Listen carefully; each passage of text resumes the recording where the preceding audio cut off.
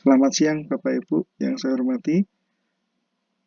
Untuk saat ini kita akan coba mengulas sedikit perangkat pembelajaran yang sudah diberikan ke kami untuk kemudian nanti kita coba lihat bersama apakah uh, bagaimana penilaian LKPD ini dan sehingga nanti Bapak Ibu bisa menyesuaikan LK perangkat yang Bapak Ibu buat dalam 1 bulan ke depan sebagaimana yang diinginkan. Yang pertama adalah kita akan lihat dulu ini RPP awalnya adalah ini identitas standar. Kalau saya kira ini tidak ada masalah ya. Kemudian kita cek lagi pada bagian KD dan indikator. Misalkan ya di sini bukan misalkan ini saya terima, bentar. Saya terima keadaannya begini. KD-nya 34 menjelaskan himpunan dan seterusnya. Menjelaskan. Tapi di sini konsepnya adalah menemukan. Jadi kalau kita melihat persepsi saya mengatakan bahwa sebenarnya menemukan itu beda dengan menjelaskan. Menjelaskan itu berarti satu aktivitas yang dia bisa menyampaikan ke orang lain, berbeda dengan menemukan. Menemukan itu artinya dia paham, tetapi belum sampai tersampaikan. Sedangkan KD-nya ini adalah yang dimaksud dengan menjelaskan. Kemudian menyelesaikan masalah kontekstual, oke lah di sini menyajikan himpunan, saya kira tidak ada masalah karena salah satu masalah kontekstual adalah menyajikan himpunan. Kemudian tujuan pembelajaran, discovery learning, saya kira tidak ada masalah. Himpunan, kumpulan objek, hewan berkaki 4, warna lampu, dan seterusnya. Sama sih, tidak ada masalah di sini. Tetapi ketika sampai ke bawah ini, nah, model binatang dan alam tanaman. Ya. Ini sudah mulai di atas hewan, kemudian di bawah ada tanaman. Sumber belajarnya LK, nanti kita lihat seperti apa LK-nya. Nah, sekarang kita sudah bisa mulai lah ya, LK kita sambil jalan kita coba lihat LK-nya. Nah, di sini aktivitasnya apersepsi. Nah, di apersepsi ini ini ternyata ketemu lagi kan, terkait dengan bilangan. Ya, ada tipu mestinya ini himpunan mungkin ya. Nah, Bapak Ibu, di apersepsi ini sebenarnya saya lebih suka atau cenderung menyukai kalau Bapak Ibu tidak hanya ini kan umum ya, apapun materinya bisa, tetapi saya lebih suka begini. Pertanyaan terkait dengan himpunan diberi contoh. Contohnya adalah pertanyaan apa. Nah, silakan nanti Bapak Ibu bisa memperbaiki sehingga persepsi ini langsung akan ketemu dengan uh, konsep dan konten yang akan dilakukan. Kemudian ini menurut saya tidak perlu peserta diri mendengarkan tujuan itu tidak usah disampaikan. Mungkin perlu disampaikan tapi secara tersirat saja, tidak perlu melalui model pembelajaran discovery learning. Saya kok aneh lah bahwa tujuan ini sebenarnya kan teks ini kan adalah untuk Bapak Ibu guru. Untuk siswa kan yang penting adalah bahwa dia akan memahami konsep himpunan dan indikatornya adalah dia bisa menjelaskan. Nanti kita coba lihat seperti apa perbaikannya dan seterusnya ya. Kemudian di kegiatan inti, ini kegiatan ini ya, siswa mengamati tanaman-tanaman yang ada di sekolah. Kita coba lihat LK-nya. LKPD 1, konsep himpunan dan penyajian himpunan. Tetapi di sini bukan tanaman, Bapak Ibu. Tetapi di sini adalah kebun binatang, sehingga tidak ada aktivitasnya. Mana yang lebih enak ya, melihat RPP atau LKPD? Saya kira LKPD dulu ya. Baik, saya akan coba ulas sebentar LKPD, karena dengan mengulas LKPD ini akan tampak aktivitas kegiatan inti yang akan dilakukan oleh siswa sebenarnya. Kita coba lihat LKPD, kegiatan 1. Di sini misalkan ada kasus saat liburan sekolah Eman bersama keluarga dan seterusnya ya. Kemudian jika Iman ingin mencatat mengelompokkan hewan-hewan di kebun binatang berdasarkan jenis makanannya, apakah gajah burung merupakan anggota himpunan karnivora? nggak tahu. Nyatakanlah himpunan hewan karnivora dengan mendaftarkan anggota dengan kata-kata notasi. Ini anak-anak sebenarnya kan kalau kita melihat bahwa sebenarnya anak itu belum tahu himpunan itu apa, apalagi diminta untuk menyebutkan dengan mendaftar anggota dengan kata-kata dengan notasi dan himpunan. Di LK yang pertama, ya ini aktivitas ini luar biasa. Kita coba melihat ya apa yang sudah saya coba perbaiki dari RPP dan LK.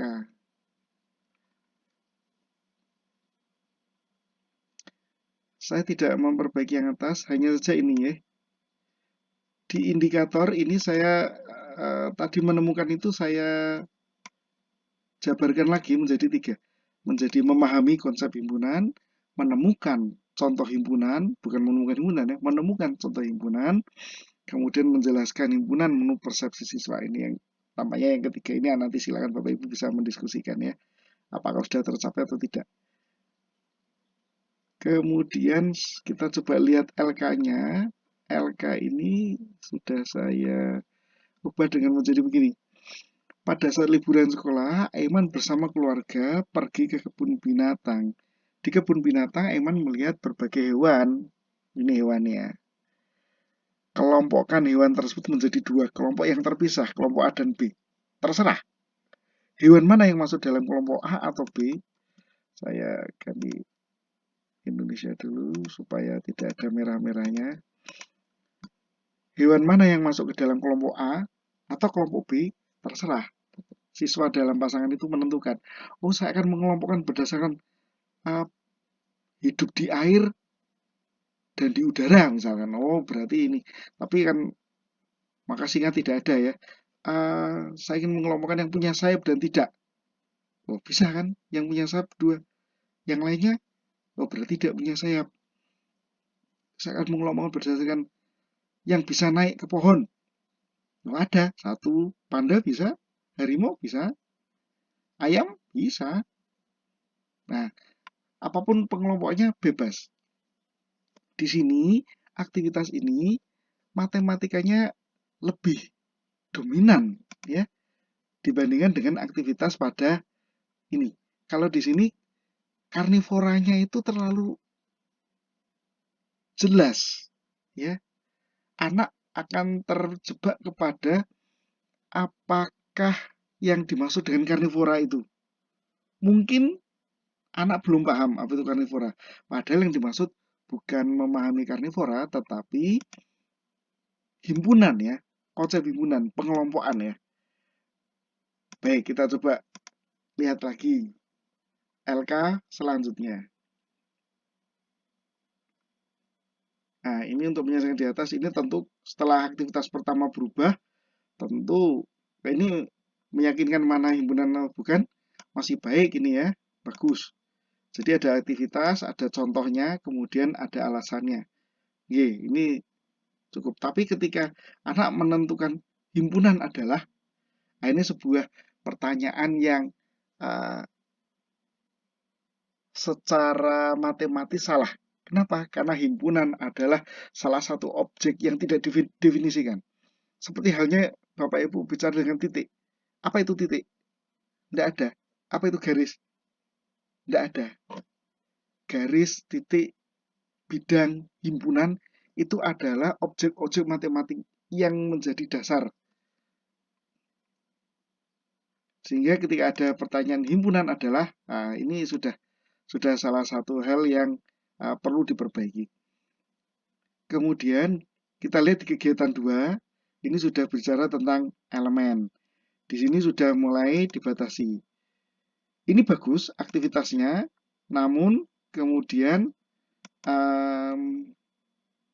anak menjadi terjebak terlalu banyak titik-titik, dan ini tidak mendorong anak-anak untuk berpikir bebas begitu. Baik, kita coba lihat yang sudah saya coba uraikan. Jadi yang pertama tadi adalah LK1 tentang konsep himpunan. Kemudian ini masih ya aktivitasnya. Bagaimana Anda menentukan hewan, kelompok A dan B. Hewan kelompok A adalah hewan yang. Nah, silakan dituliskan nanti mereka. Saya juga tidak tahu apa jawaban mereka. Nah, ini sudah mulai masuk bagaimana menyatakan himpunan. Kemudian di sini saya sudah mencoba mengajak anak untuk menyatakan himpunan dalam bentuk ini ya, menuliskan anggota-anggotanya. Kemudian di LK yang kedua, betul tadi, jadi aktivitas tentang mengelompokkan atau menganalisis apakah himpunan atau tidak, ini masih saya gunakan. Kemudian menyajikan himpunan ini sudah masih saya gunakan, tetapi saya lebih kepada ini ada contoh, karena harapan kami dari contoh ini anak akan menangkap informasi apa yang didapat dari informasi ini. Baru kemudian di bawahnya ada tugas berpasangan. Nah, ini latihan masih sama lah ya. Saya belum perbaiki apapun latihannya, tapi lebih kepada aktivitas pembelajaran yang dilakukan oleh peserta didik, anak didik nanti. Nah, kemudian saya tentu saja RPP yang tadi awal pun tentu sudah berubah lumayan ya. Sini kan misalnya ini apersepsi. Apersepsi sudah saya tambahkan ada pertanyaan-pertanyaan seperti ini. Harapan saya ini nanti akan ini sebenarnya sekaligus nanti bahwa ini adalah sebuah pernyataan tujuan pembelajaran hari ini. Jadi ketika kita mengajak anak untuk tujuan pembelajaran kita mau kemana sih? Saya cenderung untuk menuliskan secara tersirat, bukan tersurat seperti yang tadi ya, kemudian dibacakan. Untuk anak didik, tulisan pernyataan-pernyataan formal tersebut itu tidak begitu signifikan dipentingkan. Tetapi yang penting ini, ya hari ini kita akan belajar himpunan, anggota himpunan, dan bagaimana cara menyajikan himpunan. Kemudian aktivitasnya ini sudah saya tidak banyak mengubah, hanya saja tadi apa yang dilakukan siswa pada LK1, kemudian LK2 itu saya uraikan. Dan seterusnya ya. Ini nanti Bapak Ibu bisa melihat contoh yang saya berikan melalui Mas Anwar, nanti bisa menerima dokumen yang sudah saya perbaiki ini. Saya kira itu untuk untuk RPP yang nanti kita inginkan. Yang penting adalah di sana nanti akan ada konsep mengalami, mikirnya itu jangan sampai lupa. Kemudian pertanyaan-pertanyaan yang PIT, ya, kalau matematik tentu saja yang terbuka ya. Misalkan tadi, pertanyaan yang terbuka tadi pada RPP yang ini misalkan ya, pengelompokannya seperti apa? Bebas saja. Ya, ini. Kelompokkanlah hewan-hewan tersebut menjadi dua kelompok yang terpisah, yaitu kelompok A dan B. Hewan mana dan seterusnya, ini dibebaskan kepada mereka. Nah, kemudian untuk penilaiannya, ini saya melihat secara umum saja. Ya. Oh iya, ada satu penilaian tadi ya. Ini karena memang ini dirancang untuk pembelajaran tatap muka terbatas. Tetapi kalau kita melihat foto-fotonya, foto-foto ini terkesan diambil sebelum pandemi ya, sehingga sama sekali tidak ada yang bermasker. Foto-foto ini penting Bapak Ibu. Harapan saya nanti Bapak Ibu bisa menginisiasi perubahan pembelajaran di masa pandemi ini. Baik, kita coba lihat nilainya. Ini secara umum ini saya melihat dengan MTK, ya keterkaitan dengan karakteristik pembelajaran, oke lah ya. Menginspirasi saya kira tidak banyak menginspirasi karena lebih banyak mengikuti. Kemudian pertanyaan penugasan PIT juga tidak cukup tinggi. Nah, ini saya menilai rendah kan pada indikator, karena pada indikator tadi kan hanya menemukan saja, tidak ada aktivitas bertingkat dari apa yang dilakukan oleh siswa. Menunjukkan kemampuan siswa berpikir tingkat tinggi, ya. Kemudian mengalami tidak banyak interaksi, ya, karena banyak aktivitas yang berpasangan. Silakan diskusikan dengan Anda, komunikasikan ada di dalam RPP itu untuk menyampaikan refleksi untuk melihat pekerjaan kembali tidak ada, tapi menyimpulkan ada. Individu berkelompok, iya, semuanya ada. Relevansi LK dengan karakter mata pelajaran, saya kira tidak terlalu tinggi. Kenapa? Karena di awal tadi kita bisa melihat bersama ada satu pertanyaan yang menurut saya terlalu cenderung ke IPA ya daripada aktivitas matematikanya. Protokol kesehatan tentu tidak ya, karena nah ini skor keseluruhan adalah 2,6. LK perlu diperbaiki secara menyeluruh. Aktivitas anak didik terlalu banyak didikte. Kreativitas anak didik perlu dikembangkan dengan membebaskan kriteria pengelompokan misalnya. Jenjang kegiatan dalam LK juga perlu dipikirkan, dan inilah sebenarnya IPK yang disasar. Jadi ketika kita ingin menyampaikan satu materi, maka kita akan mencoba menyusun sebuah rencana jejak pembelajaran, jejak materi. Jadi materi ini kalau kita ibaratkan tangga, scaffolding itulah dulu ya, sulit kita akan mencapai langsung ke atas. Siswa bisa menjelaskan himpunan, tidak. Tapi untuk bisa menjelaskan, dia harus bisa menemukan konsepnya dulu, kemudian bisa memberi contoh dan bukan contoh, mengkontraskan. Baru kemudian dia bisa menyajikan. Ketika ketiga langkah ini sudah ada, tercapai, maka dia bisa menjelaskan. Dalam benak saya, aktivitas ini dijabarkan dan diwujudkan dalam bentuk LK. Sehingga ketika kita ingin naik ke tangga 1, ada aktivitasnya. Naik ke tangga berikutnya ada LK-nya, aktivitasnya. Naik ke tangga yang ketiga ada LK-nya. Begitu Bapak Ibu yang saya hormati. Jadi ini sedikit ulasan kami ketika kami bekerja untuk menilai dan memperbaiki perangkat pembelajaran terkait dengan RPP dan LK serta foto yang Bapak Ibu sudah kumpulkan kepada atau yang nanti akan dibuat oleh Bapak Ibu. Kami terus terang menginginkan perangkat yang baik ya. Kenapa? Karena ini nanti akan dipublish dan semoga menjadi rujukan. Kementerian juga sudah membuat microsite yang sama, namun dengan memperbanyak hasanah sumber belajar ini, saya kira ini adalah tindakan yang perlu kita gagas bersama.